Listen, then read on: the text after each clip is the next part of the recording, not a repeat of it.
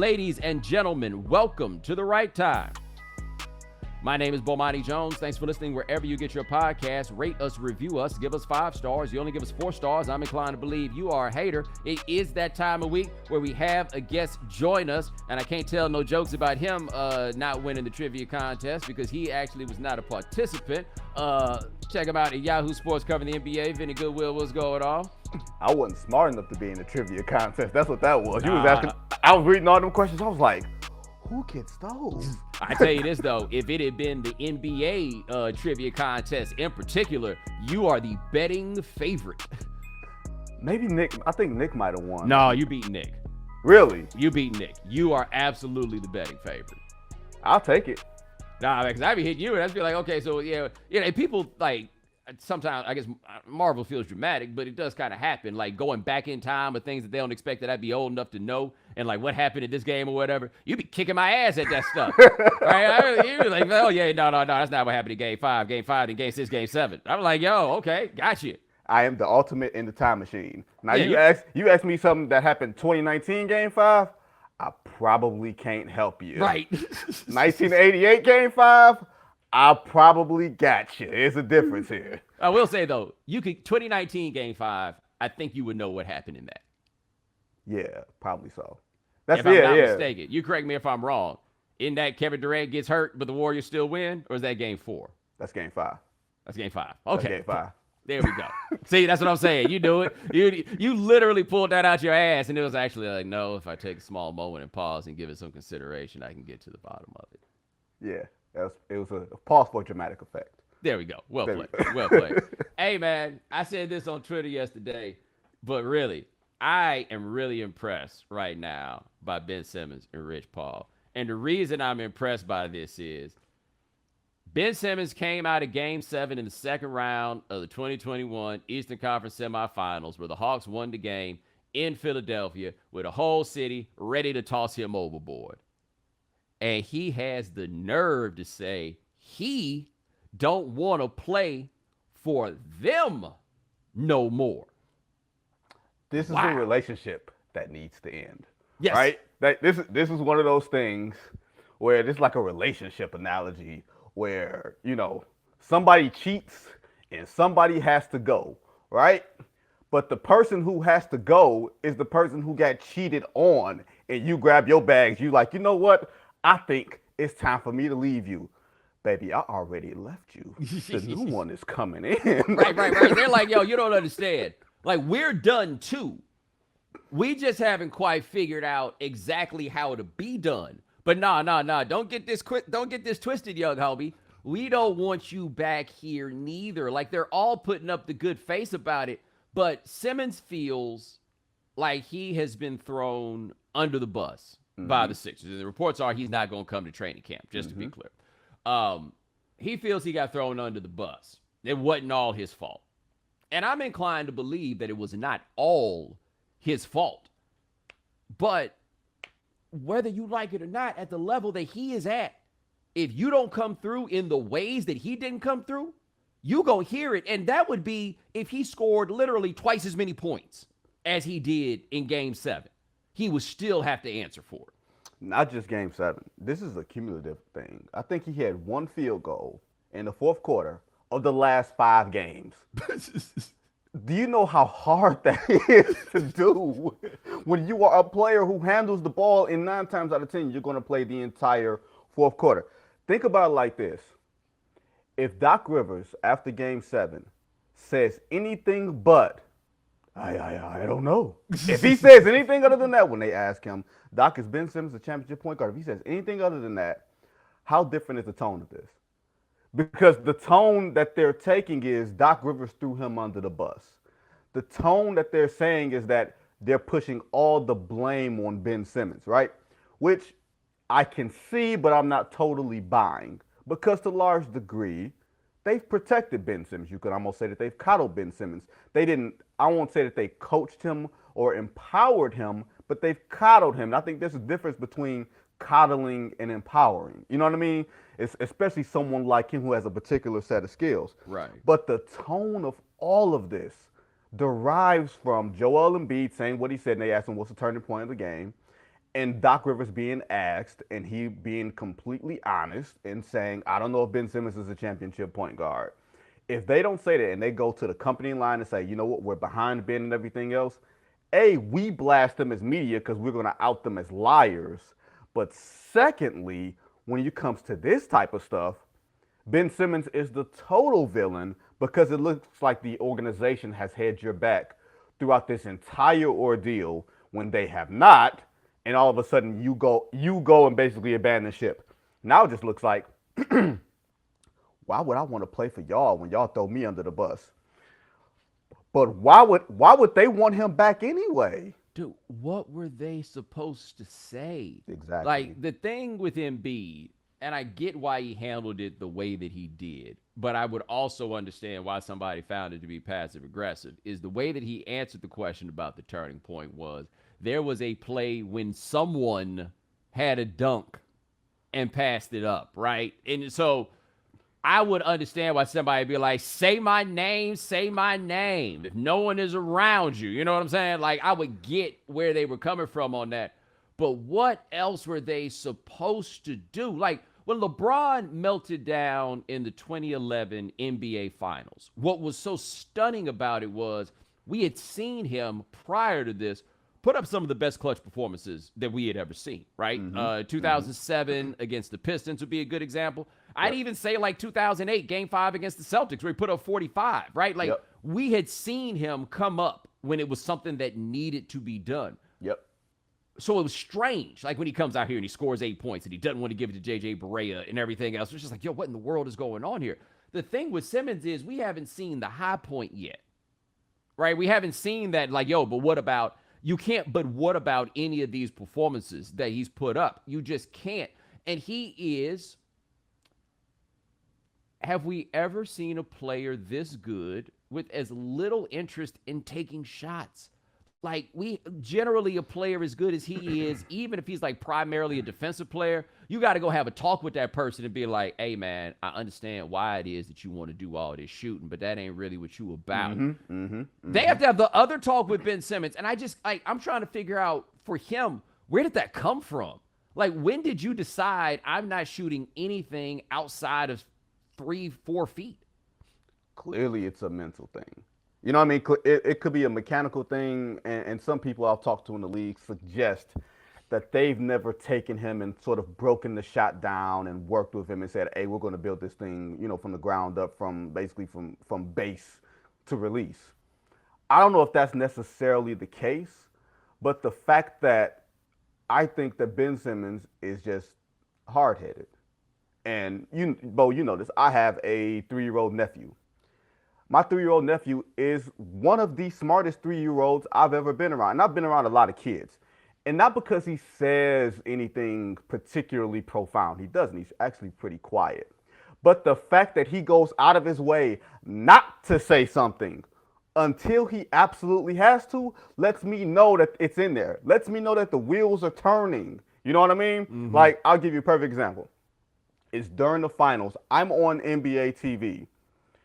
My nephew has this thing where he doesn't call me by my name when I'm around. Or he had this thing where he wouldn't call me by my name. He would kind of run from me. They see me on TV. My sister asks him, who is that? He says, oh, that's Uncle Vinnie. So she says, oh, okay, so you know who he is. So then like 5 minutes later, I'm on the TV screen again. She says, she has her phone up this time. She wants to prove a point. She says, who's there on the screen? And he looks at her with a glare. Like, I already told you who that was. Don't be doing this for show. That's Ben Simmons. I can shoot. I have the ability to shoot. The more y'all tell me that I should shoot is the more I'm going to dig into this and prove to y'all that I can be an impact player without shooting. To me, that's what this all comes down to, is the guy who wants to be right, as opposed to the guy that wants to sort of fit into everything. Like, this is really, I don't know about you, Bo, I find this really fascinating from the standpoint of, like, think about all the stuff the 76ers did. From the point that they drafted him, think about it, the next year, they could have took Tatum, but they took Fultz and did not know that Ben Simmons was going to demand to play point guard. That leads That leads you to the Fultz conundrum. That leads you to trading Fultz for cap space. That leads you to, you could say, overpaying for Tobias Harris, not giving Jimmy Butler what he wanted, keeping Brett Brown, then firing him. All of that is almost in direct response to Ben Simmons and not Joel Embiid. Everything, especially the Tatum pick. Yeah, because I thought that when that came down, that, well, one, I always had the question, could Simmons and Embiid play together?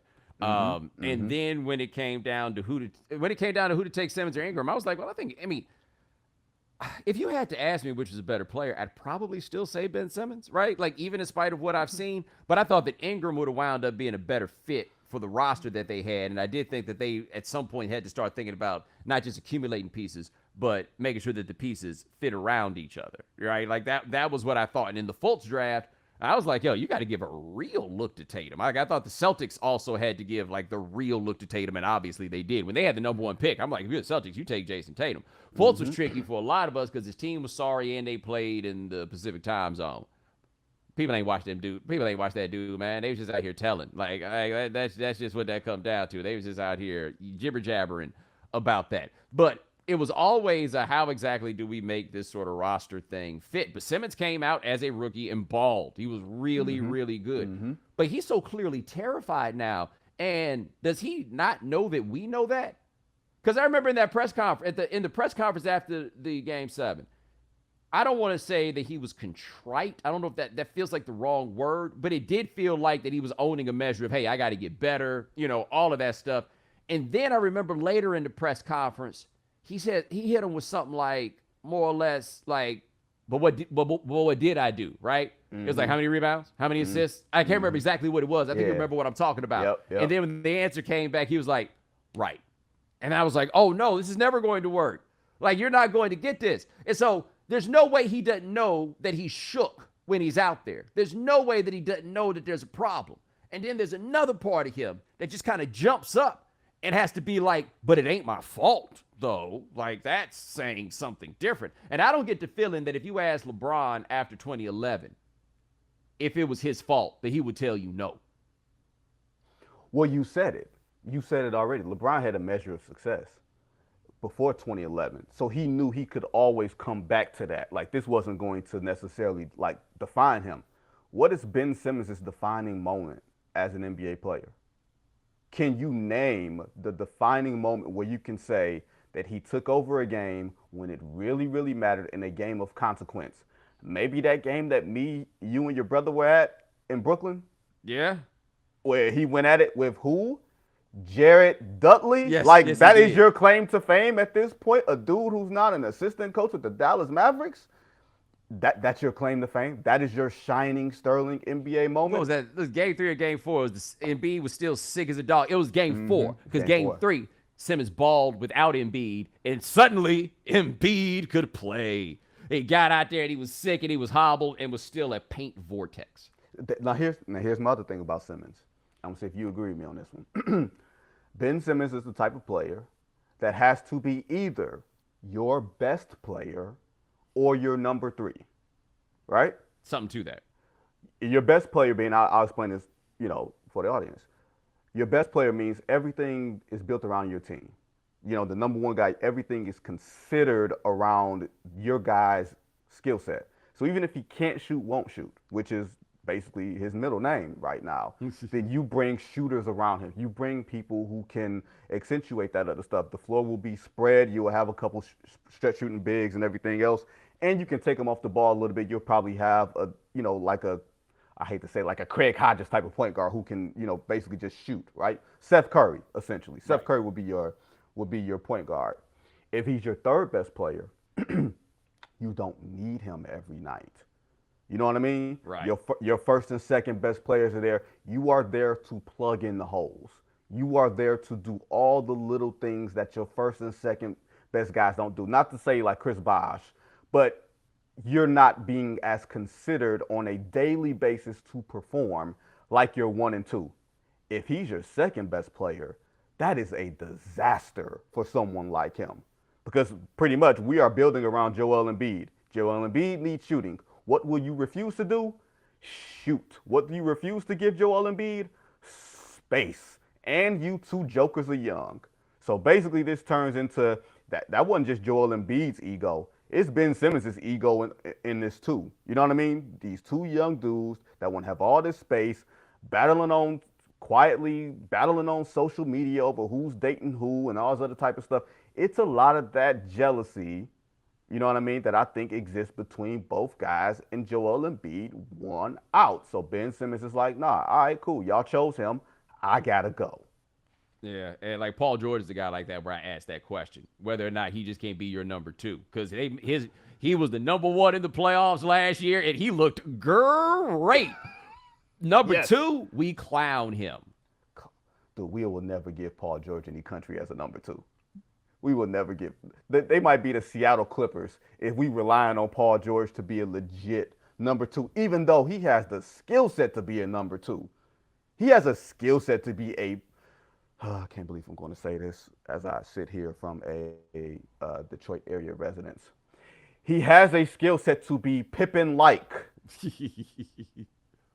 But a much better offensive, like, scoring threat. Absolutely. Like, Pippen's a better playmaker, but he is you can ask Paul George to go get you some buckets. That's just not something that you request to Scottie Pippen. No. You can ask Paul George before the game, Paul, we need 30 from you. And Paul says, okay. And we saw how that played out. With a guy like Ben Simmons, what are you asking Ben Simmons on a night to give you besides, hey, man, can you defend, can you rebound, can you distribute? Which is what he was saying in that press conference. You know, what did Trae Young shoot? How many rebounds did I get? That's not what we asking, bro. This ain't about the stat sheet, man. That's the thing. So when you say, yeah, he knew that he was shook, yeah, but the one thing he ain't going to do is show us that he shook. That hubris is a mother. And he ain't giving us that country because I bet you he reads everything, watches everything, and all that type of stuff. My problem is, without a trust or will, how will your loved ones know your wishes? They're not mind readers. Who gets your money, your home, your children? Avoid confusion and ensure your family will be taken care of by creating an estate plan at trustandwill.com.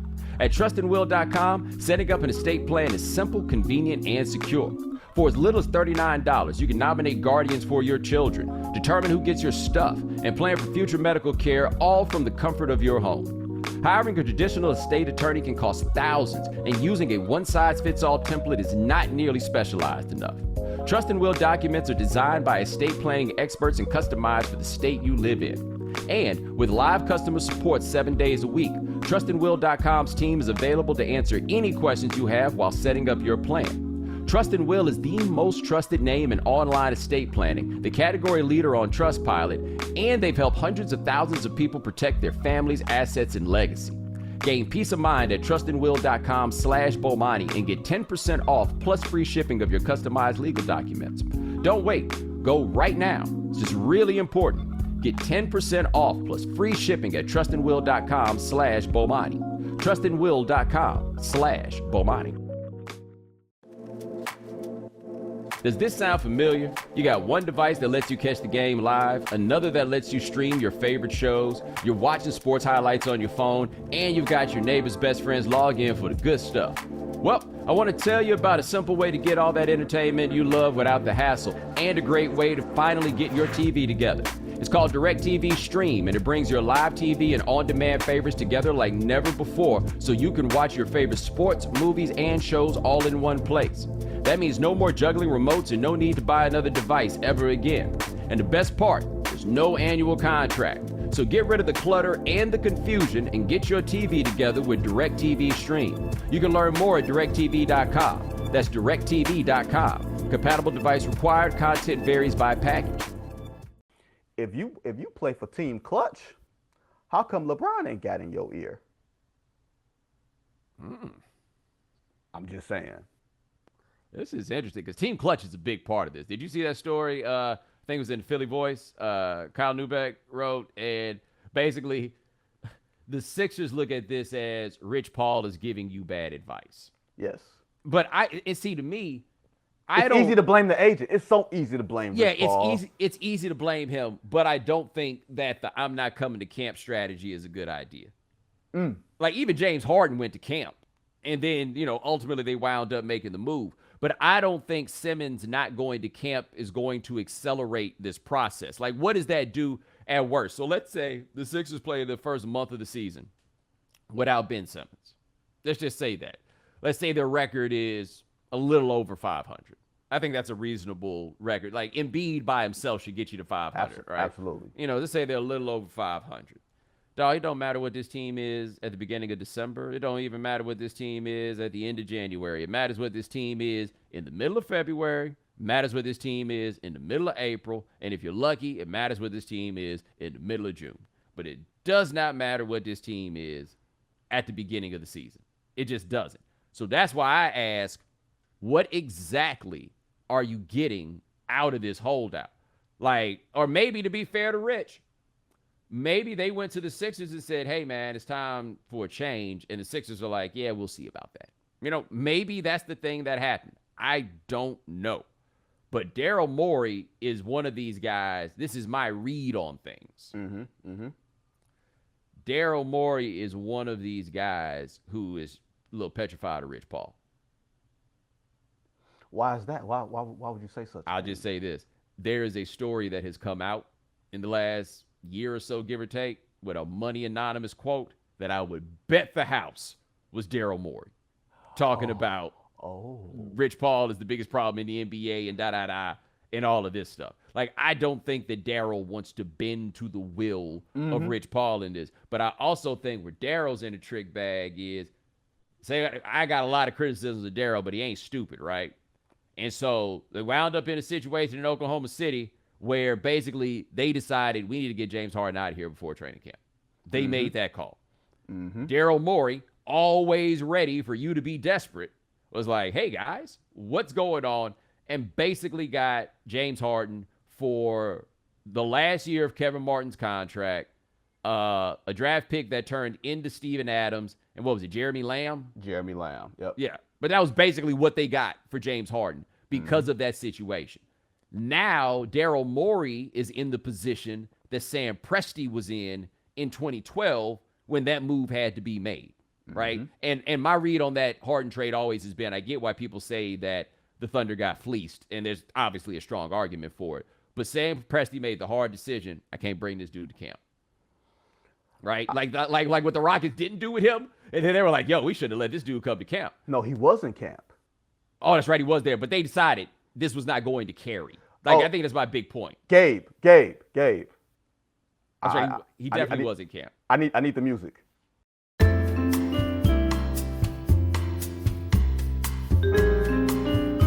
Thank you for your patience. A representative from the right time will be with you shortly.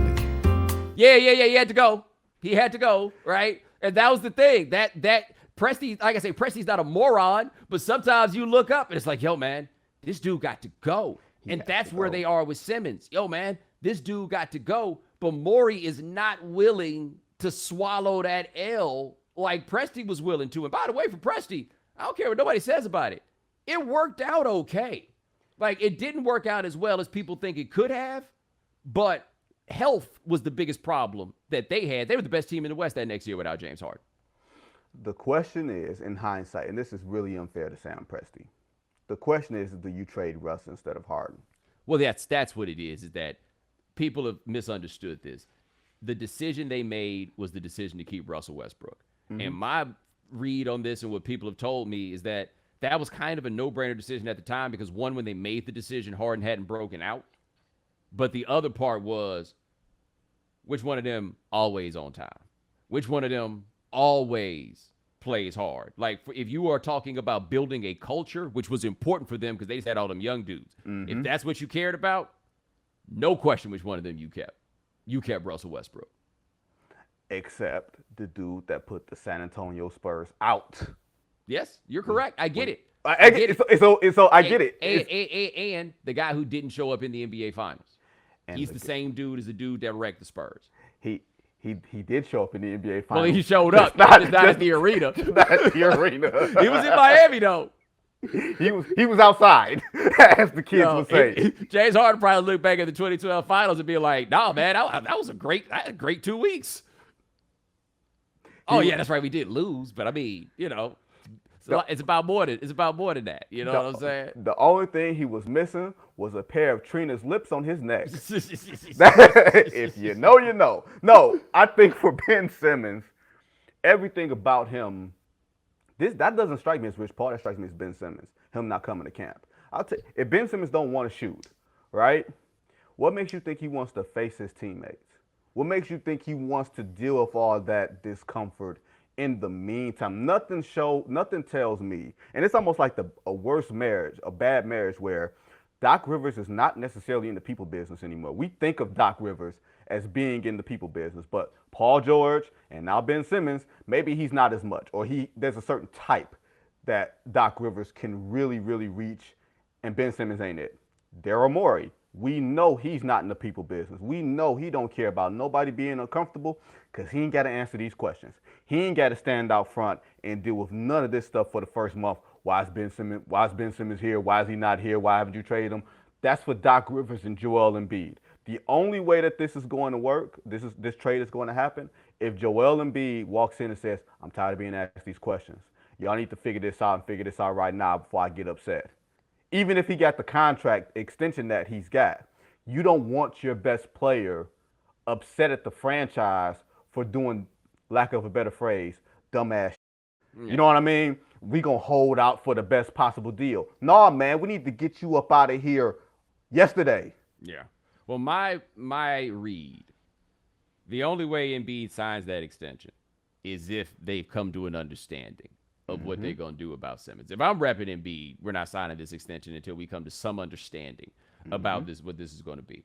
And maybe they tell Embiid it's going to take a little while, but like, we want to do this. We're going to do this. We just can't do it right now. And you explain to him we can't do this because it's going to make the team worse and we're not going to be championship caliber if we rush this. All right, I got you. You go ahead. You signed the deal. I mean, Embiid coming up, what was it, meniscus tear that he had when he was out there? Yeah, okay, go ahead and sign that. I would get on that pronto if I were him. Okay, cool. We go ahead and do it. Simmons, what do you give up for him? What does he do for whatever the team is that he happens to be on? Like, I don't have the answers to any of those questions. I have no idea what you should be willing to do with him. I don't have a great idea of who you put around him because we're talking about you surround him with shooters, but is Ben Simmons really the best player on a championship team, right? Like, is that like Ben Simmons, like we're treating him basically like Akeem Olajuwon or Giannis, according to this, where we're going to just kind of make you a post player of sorts and surround you with shooters? Is he that good? Is he that guy? And if you do that, can you also play a legitimate top-flight rim protector on the floor with him at the same time to allow you to have the kind of defense that you need to have to win a championship? Because unless it's Karl Towns, and he's not a great rim protector, but you get my point, you know? So how do you do this? I talked to three. I talked to three high-level talent evaluators that I trust in the past 48 hours. And I was feeling like you. And they said to me, literally, it was almost like they was reading from a script. One is a GM, another's a VP for different teams at different levels. And he says, I could do this job for another 10 years and I would not be able to get my hands on the Ben Simmons. That's why I consider trading for him. You know what I mean? He prefaced it by saying, I wouldn't trade for him because all the intel on him came back bad. The intel came back on him and saying he's not a worker and he's Hollywood. He was like, I can deal with the Hollywood stuff. I can't deal with you not being a worker with the team that I have. You know what I mean? The other guy was like, that's a Doc and Daryl problem more than it is a Ben Simmons problem. I love his talent. I would love to be able to build around him, but they have jacked him up so much that him just getting a fresh start is going to do wonders for him. Now, the question is, what do you play him as? Because he's not a point guard anymore. If he's not shooting ball, he's not a point guard. Right. So you're playing him at 3-4. If you're playing him at 3-4 and you're getting him downhill, cool, because he's going to be at a quickness and speed advantage over anybody he's playing against, you know, by and large. Maybe the exception of like a LeBron or, you know, a guy here or there or a Giannis here or there. But he's in the same mode as a Giannis. He's not as imposing physically. Like Giannis is bigger, stronger, longer, or whatever. But they're in the same mode. He's just afraid to be embarrassed, where Giannis is not afraid At to all. be embarrassed at all. He will stand at the line for 20 seconds until they blow that whistle. You know what I mean? He's going to do what he does. I don't know if that changes with Ben Simmons having a change of scenery, but I do think that he's better with a change of scenery. I'll throw this at you, Bo. Who's the best player you can trade for Ben Simmons? Like if you went straight up. Yeah. Because that's what it comes down to. You're not going to get, even if it's a combination. To me, it comes down to, for Philly, it comes down to who's the best player you're getting for him. Because those draft picks ain't going to pan out when you're trying to win right now. Well, see, that's where it gets interesting. It is very rare that a team needs to liquidate a player like Ben Simmons while also competing for a championship. Like normally if you got a dude as good as Ben Simmons and you're saying, yo, we got to trade him, it's because we need to start this whole thing over and rebuild, and all we need is some stuff for the future. And you know me, I do not believe that you could adequately play for now and play for later at the same time. You kind of got to make a call on which one you're going to do. But you can't get better by trading him. So, I don't see any way that they can legitimately get better by trading him. So, like, let's say that they made a trade with him that involves sending him to Portland, and C.J. McCollum is the best player who comes back. Does that make them better? I don't know if it makes them better. Here's the thing. Here's the thing, Bo. It could very well make them better, but it doesn't mean that they'll be any further past the second round of the Eastern Conference semifinals. Because the East is better. It's not about you being better. It's about everything around you being better. I think, let's say, C.J. McCollum, John Wall, I'm trying to think, Buddy Hield. You know what I mean? Someone like, you know what I mean? Someone like that. If those are a combination of the three best players you can get for Ben Simmons, who would you take? Wow. It's a great question. You see what I'm saying? Yeah, I don't know how they're supposed to win. Like I don't know what they're supposed to do. I would push back on it's a Doc and Darrell problem, and not that Doc and Darrell have been positive contributors to the situation, but this is where it was headed for a while. Yep. So what? If Brett Brown was there, we wouldn't have these same problems. That what this is. If it was Brett Brown and Brian Colangelo, that you would not have these problems. See, I don't believe that. I think that this is about a very unique one guy, and nobody quite knows what exactly to do with him. And oh, by the way, and you just mentioned it, as we look at what the East is going to be next year, which kind of monstrous when you think about it, like coming off the playoffs that we just had, like it almost feels like talking about the East next year is kind of the way that you talk about like a college team, whether it be football or basketball, based on how the postseason went the year before. And you'd be like, oh yeah, but Alabama bringing back 19 starters, or something like that. So we're talking about the defending champions, right? Yep. And if there's anything I feel like I've learned, I can only point to one team ever on any level that I felt like won a championship, and then that didn't matter for years down the line. And I mean positively, like, they became champions and they took it up a notch because they were champions. The only team I could think of that didn't do that was the Mavericks in 2011, right? But the Bucks, as good as they've been the last 3-4 years, and now they're champions. Okay, we got that. The Nets in year 2, where they didn't even really get to play together in year 1. Okay, we got that. The upstart Atlanta Hawks. Okay, we got that. And then when you start talking lower in the conference, Chicago's not going to be great or anything, but like Chicago's going to be better. Indiana should be better, right? Like they should be healthier. They got Karis LeVert in that trade, right? They should be better. We didn't even talk about the Heat, who got a lot better. We didn't even mention the Celtics, where I don't know what exactly they're going to be, but you ain't going to want to play them on a given night. No, you're not. No, you're not. The East will be cracking. And let me tell you, as someone who spent time in Atlanta during the Eastern Conference Finals. You ready to go back? Absolutely. Yeah, let me tell you this about Atlanta right now. Maybe not. Maybe not. I was going to say, it used to be that Delta ran Atlanta. And you know who's running Atlanta now? Somebody different. Delta. Bruh, I was there, and I don't know if we talked about this on the last time we did this podcast. It was the UFC fight the night before the Eastern Conference Finals at State Farm. So I wouldn't say it was two Americas, but let's just say it was two Black Americas down there at the hotel I was at. And I was like, why am I staying here when it's all this neon and orange and all of that? But the next night at the arena during game 3, game 4, whatever it was, oh, back to life. Yeah, yeah, I believe. Just hope you had a mask on, my dude. Like, Absolutely. That's the hope, man. I did something last night. I had to do a little event, and a buddy of mine came to town, and he lives in Texas, and so we were headed out after the event, and we're leaving the building. And so now that we're leaving the building, got my mask on, because in New York you got to show proof of vaccination to get in and all that stuff.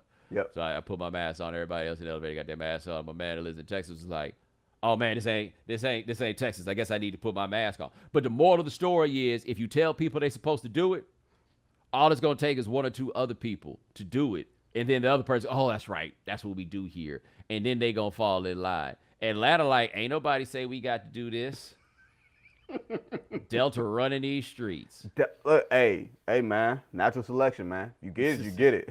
We gonna be out here doing this. Like I think you made this a point to me the other day. The only reason that people wasn't going to stuff was because we said people couldn't go to stuff. Yeah. Atlanta didn't have that. So now to your point, Atlanta and Miami are now cracking in the Eastern Conference. I will be careful, but I will be outside. Yeah, we need to fix the world. Yeah. Wish you the best on that, homie. Like I say, everybody, be careful. Be careful. Not outside. But let's just say, because the only time it really matters, Bo, is January and June. All right? Yeah. January because it's cold everywhere else and you're trying to get a break. June for a very obvious reason. Yeah. Right? Whole nother ball game. Hey, football fans, I want to tell you that NFLSundayTicket.tv is like having front row seats to every live out-of-market game every Sunday afternoon, no matter where you live. Stream right to your favorite device. And this season, that means 18 weeks of glory and more games than ever before. Visit NFLSundayTicket.tv and order today. Use promo code BOMANI2021 at checkout to save 15%. Bank of America is proud to sponsor the new film from Ken Burns, Muhammad Ali. It's part of their commitment to supporting arts that explore our history, like the life and legacy of a boxing legend. Don't miss the story of one of the world's greatest champions, told by one of America's greatest documentarians. Watch September 19th through the 22nd at 8, 7 Central on PBS, and visit bankofamerica.com/Ali to learn more. What would you like the power to do? Bank of America, N.A., member FDIC. I'm trying to think what else. Ben Simmons accidentally got us in here to do like an NBA preview on this or whatever. And look, it's a little early for an NBA preview. Yeah. We're not there yet. But I will say, Rich made sure whoever was decided to put this word out, they was going to get the word out now. They wanted it known now. Ben Simmons is not coming to training camp. And part of what makes that interesting is if Ben Simmons just hadn't showed up and nobody said anything outside of NBA Twitter, would anybody know? Because nobody cares about NBA training camp. You know what I'm saying? Like, that's just not a thing that people really pay a great deal of attention to. If Ben Simmons just had been late, I don't know, with the NFL going on, like if they had put this out on a Saturday night during the NFL season, might not even know he ain't coming. News dump. I mean, here's the other part of it that I'm curious what you think, Bo. If you're the 76ers, are you finding Ben Simmons? There's no point. You can, but it's not going to do anything. Because what it does is, you find Ben Simmons, it allows him to just put his middle finger right in your eye, right? Like, we'll have Ben Simmons on his Instagram story just literally setting money on fire. Yeah. Now, and because someone brought that up to me yesterday, like, well, they should find him. You don't come to work, have a backbone. I'm like, yeah, but that ain't how this NBA works. And that ain't going to help you make a trade. No. Nothing. Here's the thing. What if the over-under on a Ben Simmons trade is Christmas? What are you taking? Before. I think it'll be untenable. Like, because the season starts in the middle of October. Right. I don't know if they can live with 2 months like this, one way or another. Because as much as I say this, if they do start losing without Simmons, I say that the losses themselves don't matter, but don't nobody feel like being on a team that's losing? right? Like nobody wants any part of that. So if they go out there and they start losing, trading Ben Simmons is not going to make them better than they would be with Ben Simmons, but trading Ben Simmons will make them better than they would be without Ben Simmons. So if he just not going to play, then they're going to have to wind up making a move. Daryl going to have to swallow some pride on this one, man. Yes, he is. And or get the pieces and try to turn it into something by February. Well, see, if you're trading, here's the thing, the only way he trades Ben Simmons for parts is if he has another move on the back end. Right. And Daryl Morey is the guy that is desperately waiting. Let's just be honest. He's waiting on Damian Lillard to come out and say, hey, y'all, it's been real. See ya, Portland.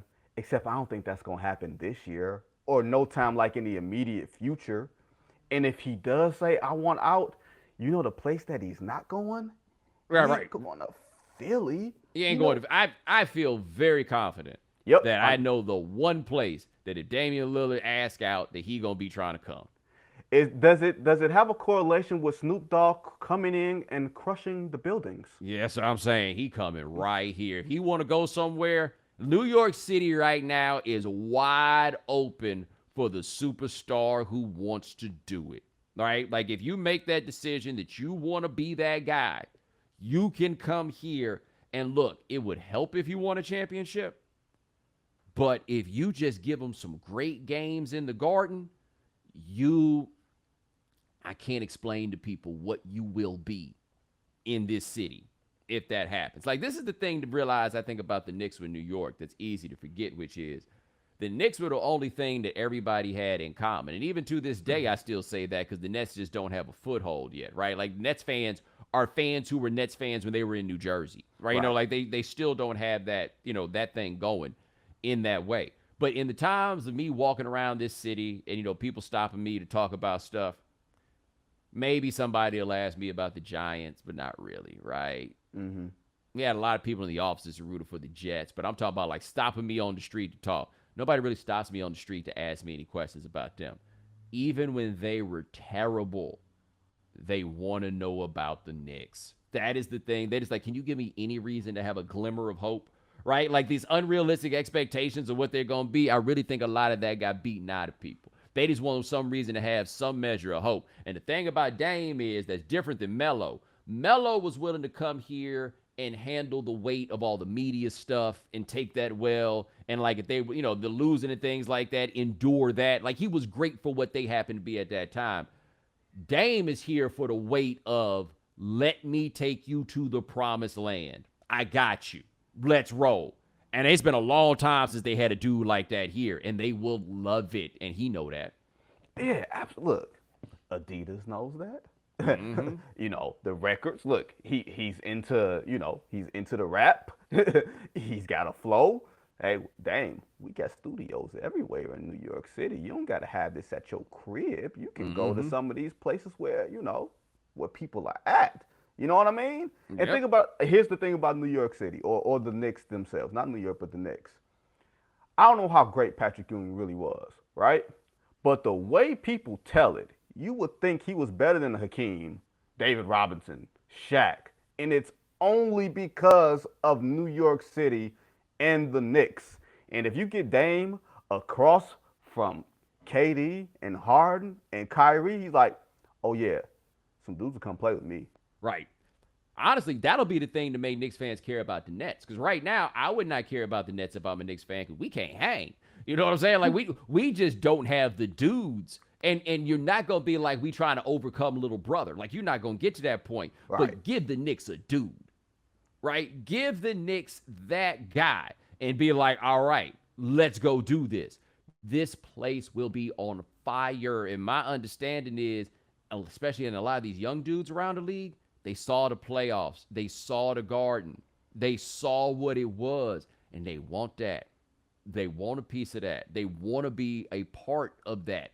And look, man, Worldwide West kind of aged out of being the number one power broker, right? Like his guys just weren't players anymore. Right. They kind of moved on, right? His relationship with LeBron wasn't what it was because LeBron ain't need, all that stuff. But he's still West. He still got all the game in the world. Leon Rose still got all the contacts that he had from being at CAA. They gonna get a dude. You gotta think Scott Perry was a guy who was part of the whole Fab Five thing.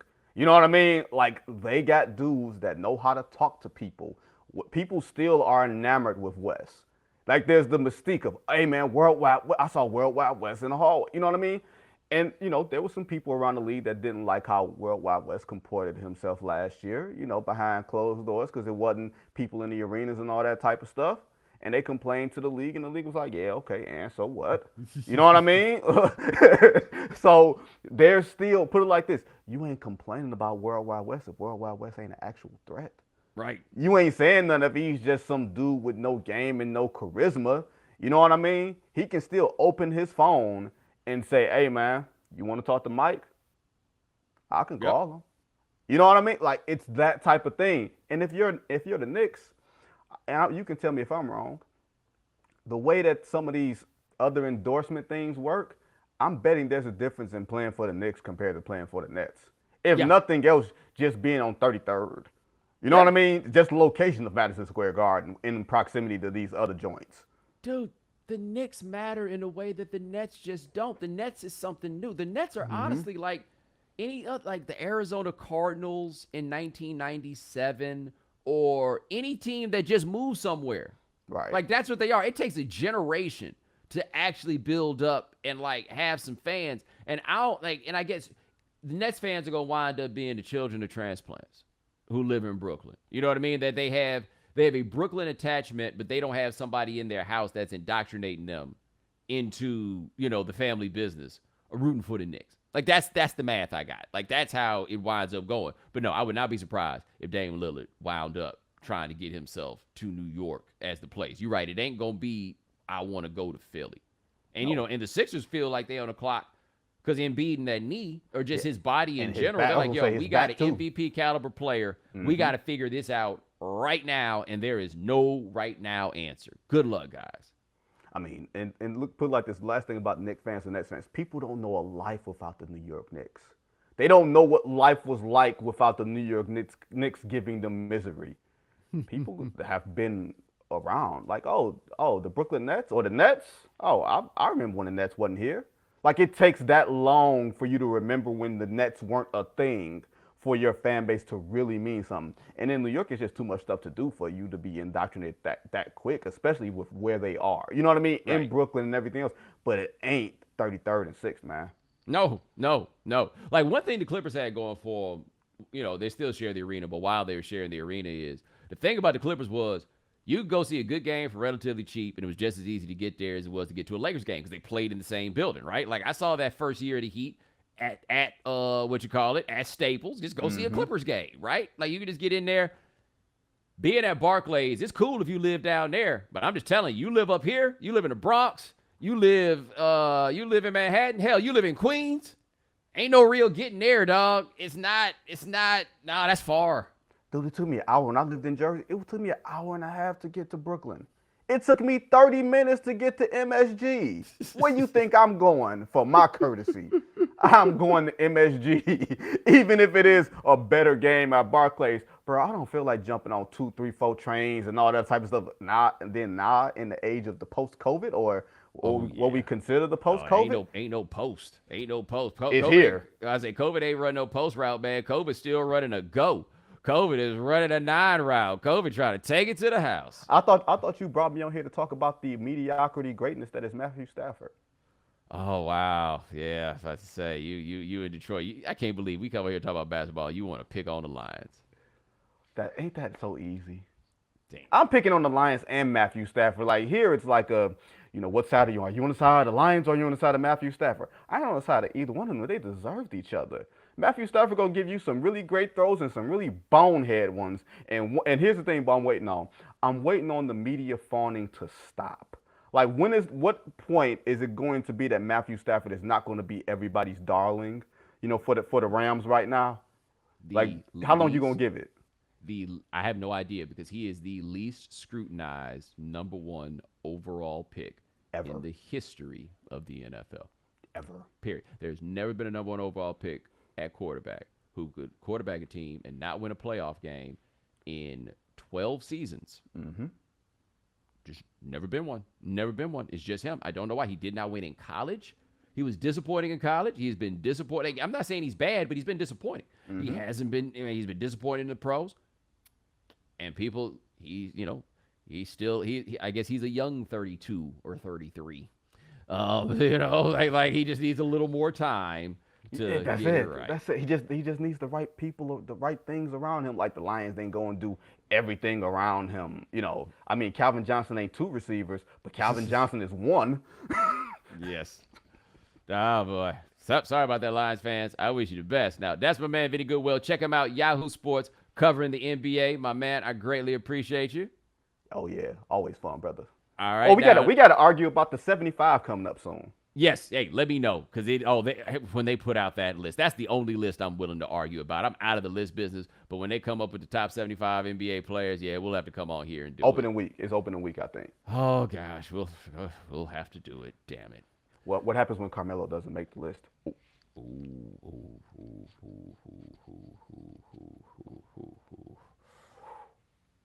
It's a good question though. What happens when like Dwight Howard makes it and Dwight Howard and Carmelo doesn't? Yo, because the 50. When you really go back and look at it, they did good work on the 50. Like there aren't really a lot. Like there's some judgment calls. Like Shaq after 5 years. Bill Walton is. I see your argument, though I would not do it. There was one more. Scottie Pippen. Mm-hmm. Right, like the 50 was tricked. The 75, because there have been so many good players that have come into the league in the last 25 years. Mm-hmm. Ooh. It's going to be fun. It's going to be fun.